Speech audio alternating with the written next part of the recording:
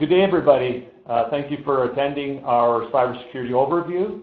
My name is Danny Timmins. I'm the National Cybersecurity Leader, and I'm going to be doing a presentation on MNP Cybersecurity and some of the things that we are doing, and I'm going to walk you through a bit of an agenda. So the second slide I have is the question we ask is, all you need is a good firewall.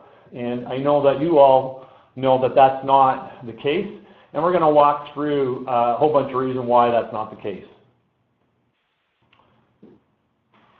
So from an agenda perspective, what we want to accomplish today is we want to talk about what cybersecurity is, what's going on in the industry, what risks clients are facing today, what MNP can help you with, client stories to kind of connect the cybersecurity risks and issues and challenges that you are all having with some of the things that we possibly can help you with, and then trends and strategies that we would apply or you can think about for your own organization.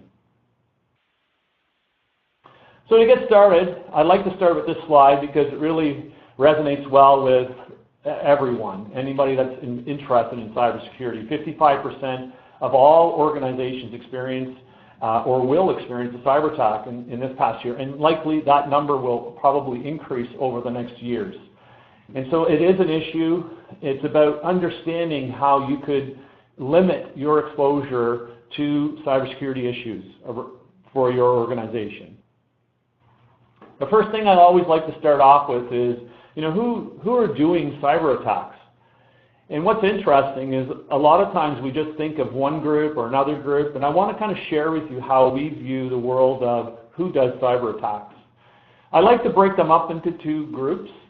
The first group we're going to talk about is the nation state. So a nation who is doing a cyber attack to collect intelligence and then give that intelligence to their organizations to be able to be better, quicker, and faster from a business perspective. Then we have organized hackers who are also in it, but they're in it really for the financial rewards. And they typically are taking information, selling it, and somehow getting a financial gain.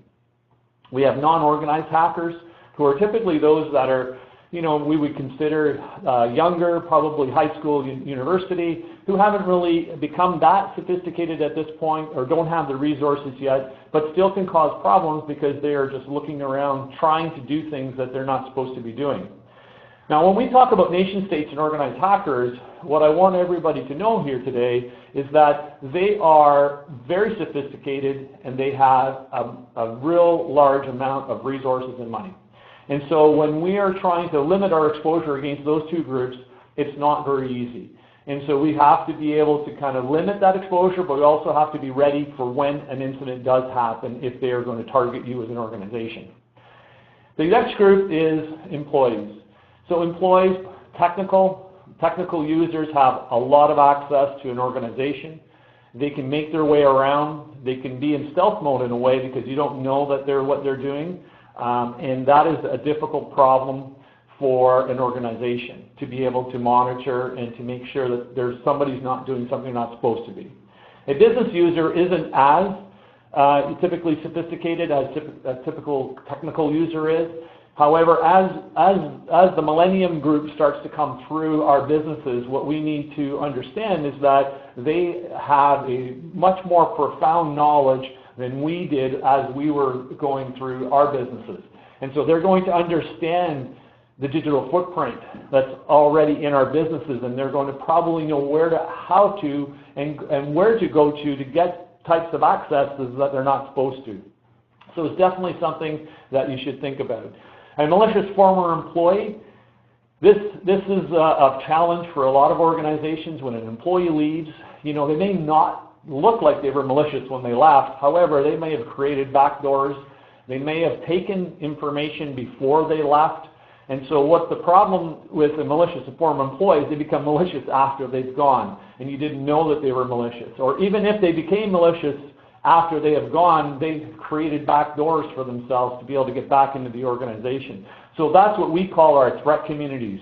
And it's really important to understand that it's not just a few, it's a lot. And so it's from a management perspective, there's a lot of work that has to be thought through to be able to kind of stop these kinds of organizations and people. I'm going to kind of change it a little bit. I just want to talk about the Internet of Things. And the reason I put this slide up is really to kind of look at, today, we're running around 15, say to 20 billion Internet of Things devices. So Internet of Things devices are devices that are connected to the Internet. They're what we would call IP enabled. They have the ability to transfer information across a network. And so these devices are going to grow by 2020, as this particular chart is indicating, to about 200 billion. Why is that an issue? That's an issue because when you have devices like this, they're typically they don't typically get created from a security perspective. They're typically getting created to be able to have a nice GUI, to be able to, from a performance perspective, to do the things that you would want them to do. So if it's a thermostat and you want to be able to access it from your mobile device, that's what you care about. You care about the security functionality of it. And what we're saying is that that's part of the problem. It's not, typically a lot of those devices are not that secure.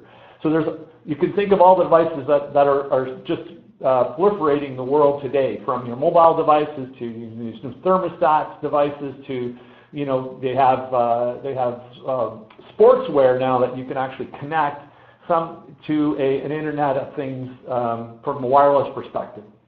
You have Bluetooth devices of all sorts that you can think of, from a speaker to an iPod, to all kinds of things that can be connected from what we would call Internet of Things. Very important to understand that this is a way of an attack. It's just recently happened a couple of weeks ago, where Internet of Things had a security vulnerability in it, and they used that as an attack measure against some organizations in the United States.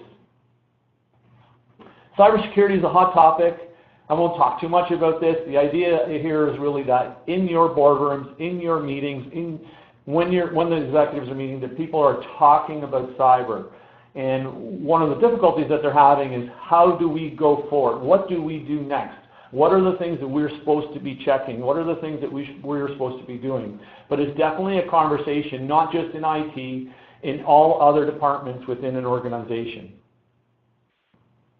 This slide I put up just to kind of show, there are a lot of different breaches that are happening on a daily sense. And so, as an example, today is, I have seen, it's only about 1 o'clock in the afternoon, I've already seen 2 emails that have come across from some data feeds that I get, and just showing me the list of activity of data breaches that have happened over the last 24 hours.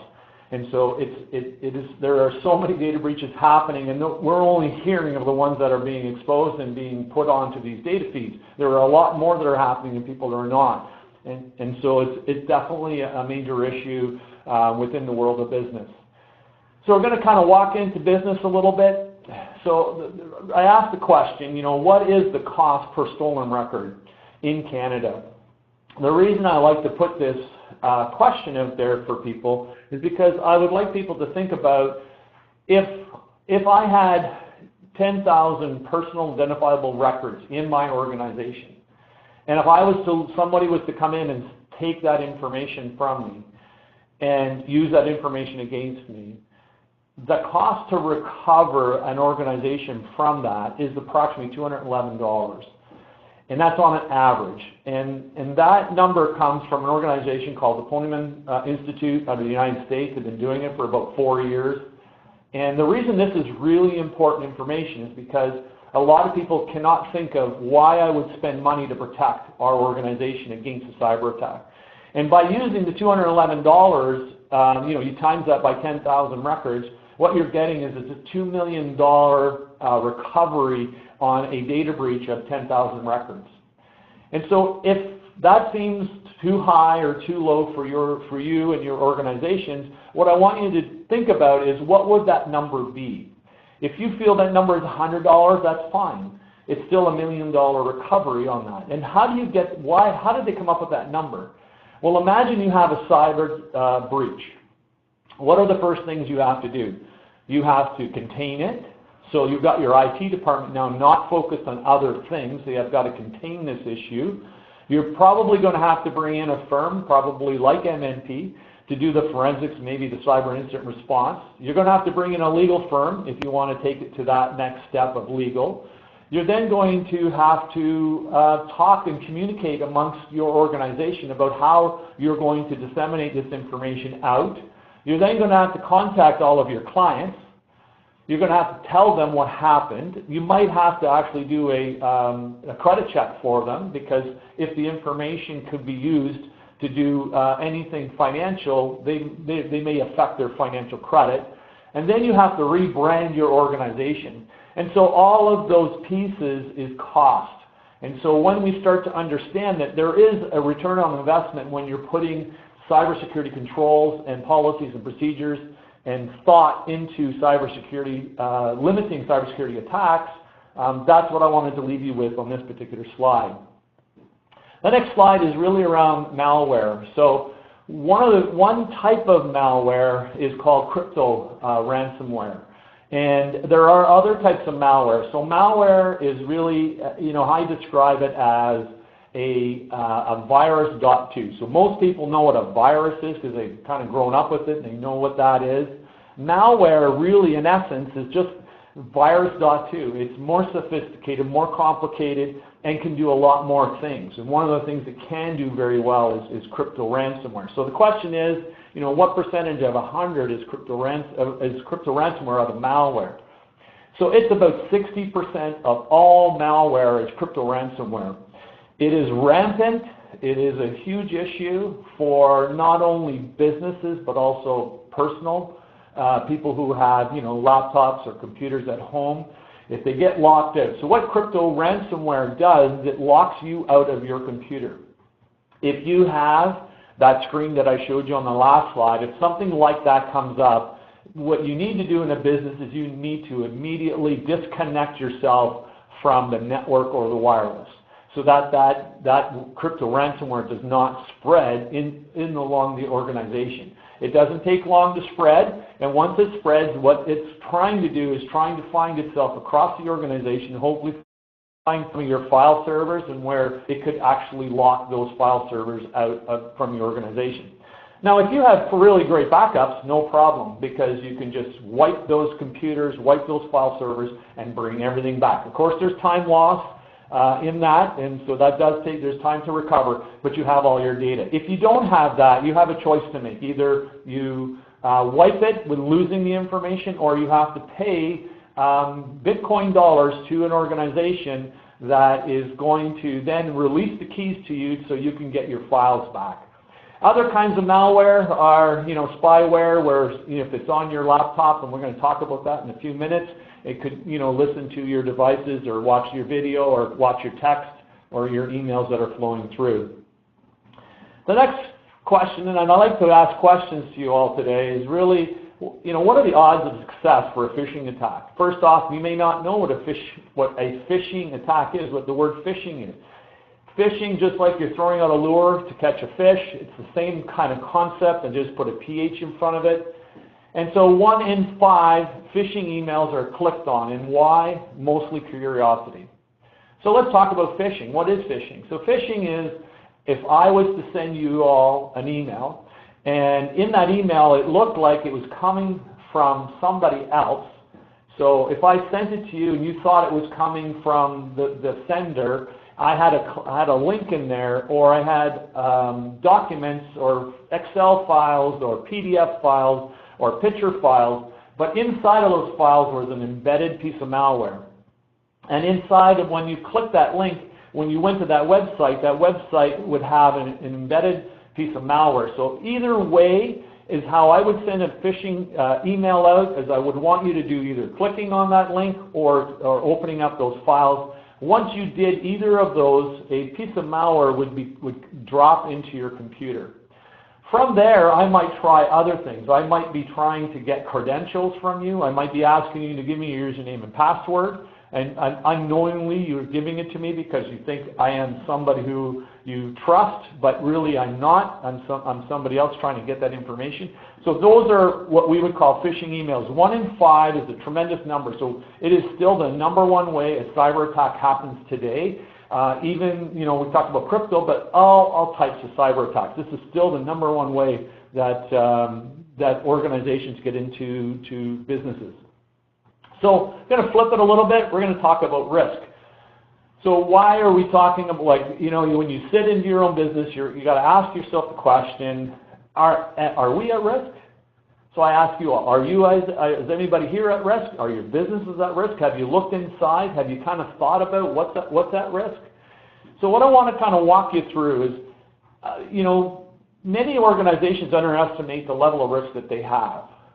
And what I want to kind of expand your thoughts of is that it's not just, personal identifiable information that may be at risk for your organization. There may be other things that may be at risk. And what you need to walk through, and the reason the next slide is kind of value of a hack company. So I wanted to kind of share with you some of the things that people may want to look at. There's quarterly earnings, all the way to trade secrets, all the way to insurance numbers, to salary data, to network credentials, to cloud service of third-party content. So the idea here is that when somebody's in that organization, what is it that they really want? And if they were to take it, how detrimental would that be to their business? Would it affect your business profitability? Would it affect your business moving forward? How would it move you backwards? And I listed a bunch here just to because I know that one slide is sometimes a little hard to see.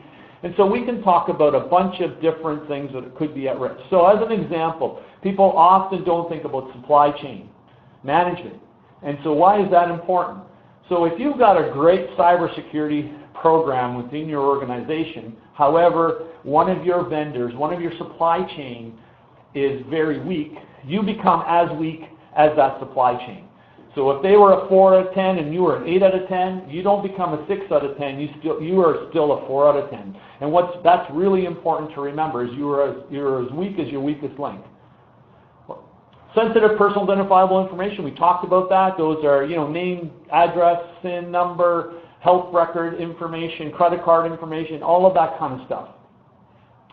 What if somebody was targeting your strategic plans and engineering drawings that you would have? How important would that mean to you if somebody took that information and was able to look at that and be able to kind of have an advantage over your organization? It's something to really think about. How about life safety systems? If you're able to turn off elevators or exhausts in a parking area or alerts within your organization, what kinds of things could happen to your organization? Would it matter? Would it cause a problem for you? Other areas, somebody take command and control. Just the reason I put that out there is because if I was to close off your heating or shut off your cooling system, things of that sort, what kind of problems would that cause for your organization? Intellectual property. Sometimes we think intellectual property is only really set for those research and development organizations, those startups. But how about universities and colleges? How about our government agencies? How about other people who are getting dollars to fund some special project on IP, and they want to lead the world in a particular area? This is a problem. This is one of the main targets for state-sponsored organizations or countries.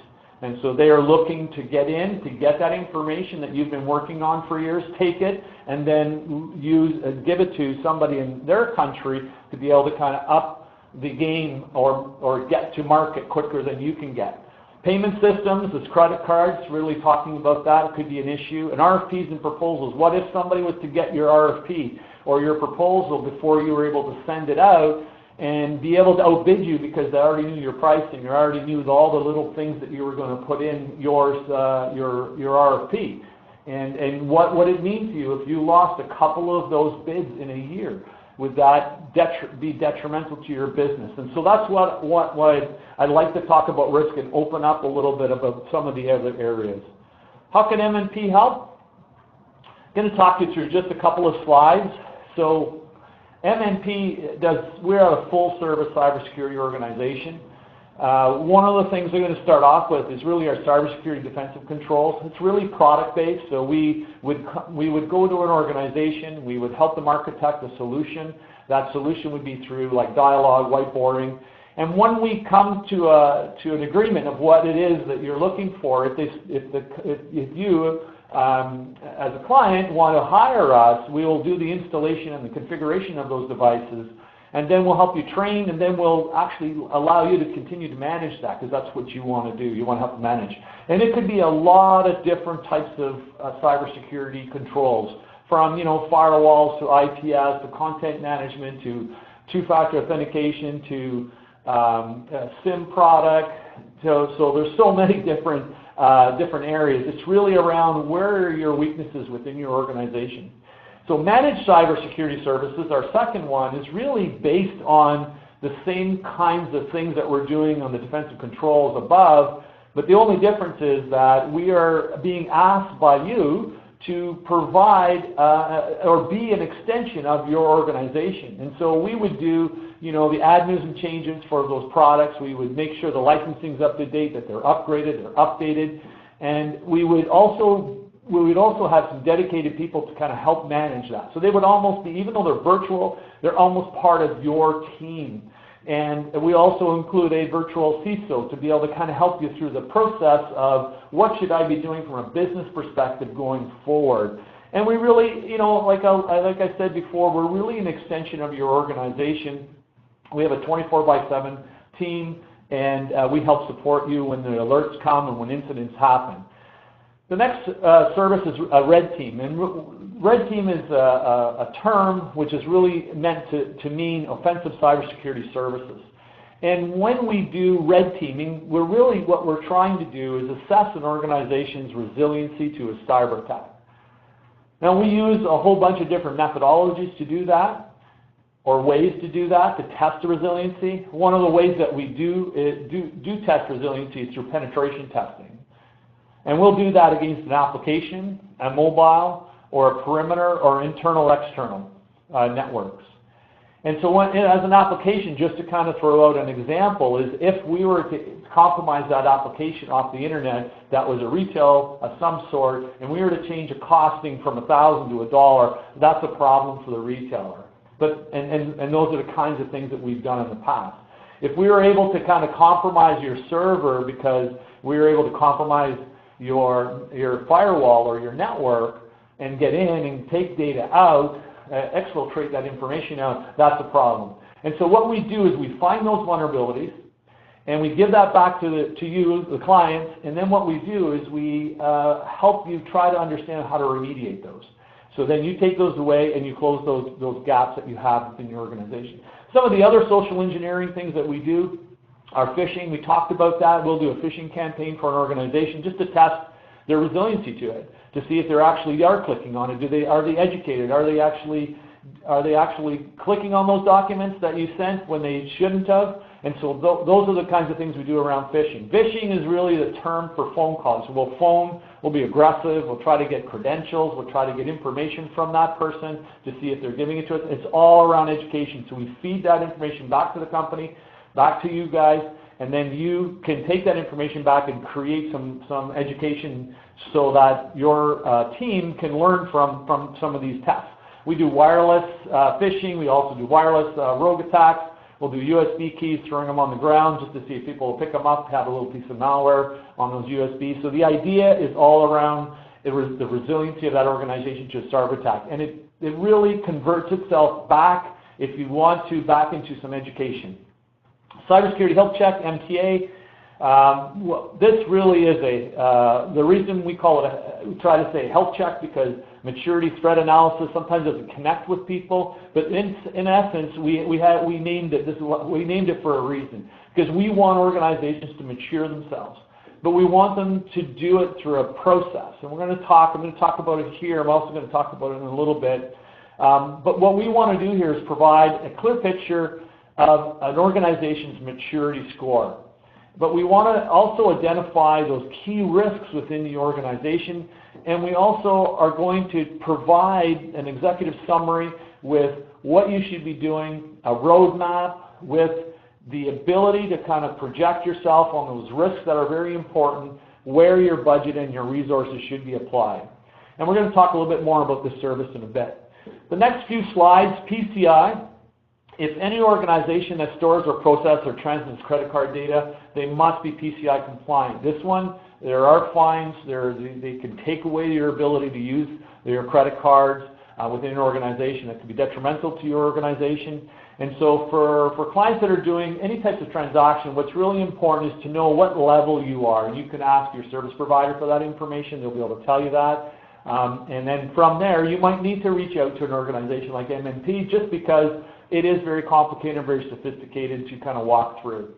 Executive level cybersecurity training, as it pretty well tells you what we're doing. The one thing that I want to talk about here is we do a customized awareness program. And so it's not just the same for every company. We actually gather some information about the vertical that you're in, the niche that you're in.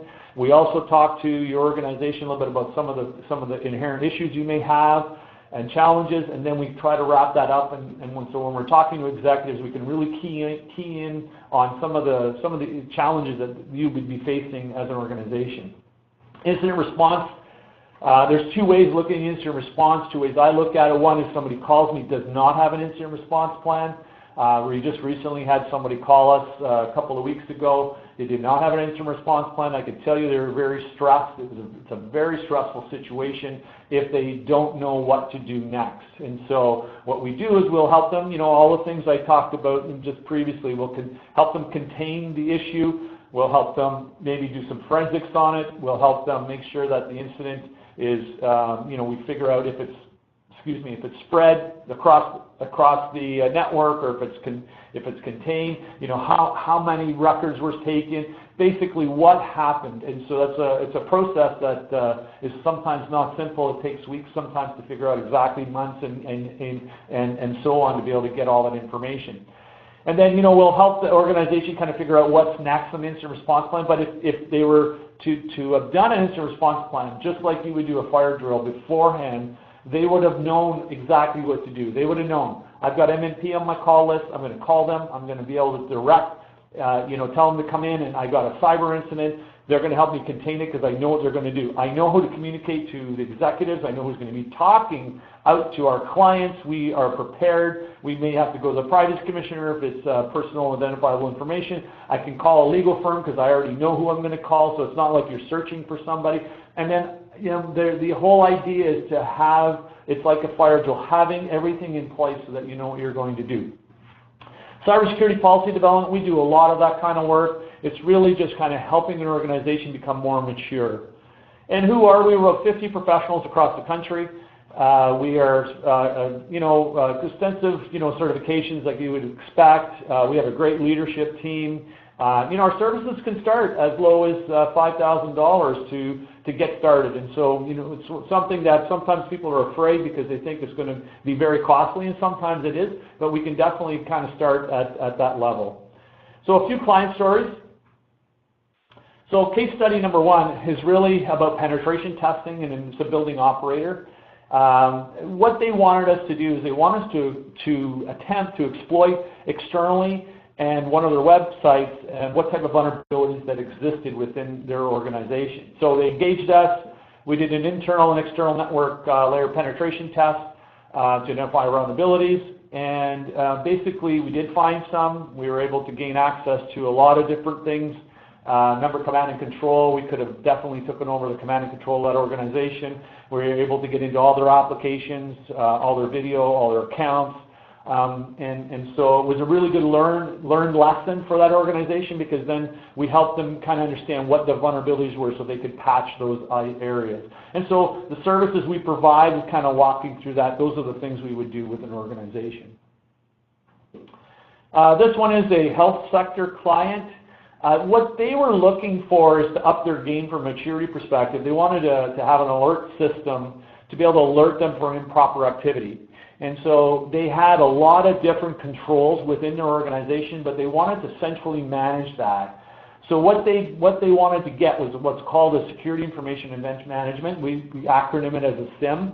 And what it does is it monitors alerts from all these different controls into one GUI interface, if you want to call it that, one console, so that when an activity happens that's inappropriate, it'll actually show up here. Because what's really difficult is to manage multiple controls. Typically not done very well, and so this is what the Security Information Event Management system would do. So we basically help them install it, configure it, and also we taught them how to manage it. In this particular area, we also could do managed services on that too. This one here is a retail organization, but they wanted to have a firewall solution. It was basically a refresh, so they kind of asked us to come in to architect a new solution for them to see what they had was going to continue to work, the same kind of product, or did they need new ones? Can they implement some other types of devices? So basically, we implemented some firewall solution for them, and we installed it and configured it, and we left them with a new infrastructure with what we would call new next generation firewalls, and so they were quite happy. It was a very large organization, and they had been struggling with what they had in the past. This is the maturity threat analysis. This was a technology organization. Really what they wanted to do is they wanted to see because they were I would say, like on the scale of 1 to 10, they were like a 6 or 7 from a maturity perspective. They had a pretty good cybersecurity program in play. What they really wanted to know is, are we doing the right things, and are we applying our resources and our budget in the right area? So when they went through this health check, what was really interesting, we were able to identify some key risks and that they hadn't really thought of. And when we gave them the report, they actually reapplied some of their budget and resources into different areas. And so they thought it was very useful. And it could be, for an organization like that, for an organization that's just starting out, is very helpful also, because it kind of guides you into where you should be spending your dollars and your resources. Post-secondary institution, do a lot of work for them. This was for defensive controls again. Again, what they're looking for here is they already have controls, and they're really looking for an outside firm to come in and be able to guide them in, what are some of the things that we should be adding to what we have today? Should we be removing some stuff? Should we be adding? Our rule of thumb is not to remove anything if we don't have to, not to change if we don't have to, but if sometimes you do, then we'll actually put that into the solution of the architect. So we basically did a bunch of different things from them, from web application firewall to vulnerability scanning to network firewalls.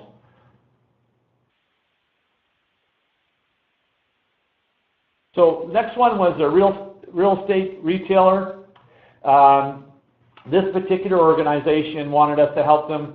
They wanted to have a managed services, so they wanted to outsource this.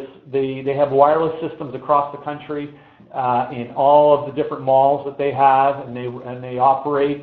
And they wanted an organization that could actually make sure that they were secure and make sure that they were operating. And so basically what we do is we do all the admins and changes. We monitor all the alerts and all the issues and all the incidents that happen with those wireless devices across the country.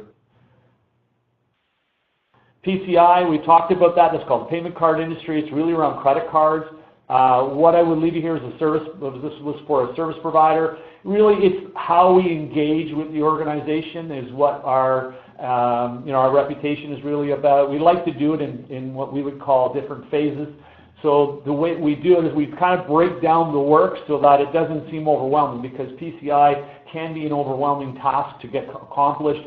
So we do it in these formats. We scope the discovery, as we said, gap analysis, and then there's a remediation phase, and then we basically assess to see if they meet compliancy, and we help them through that entire process.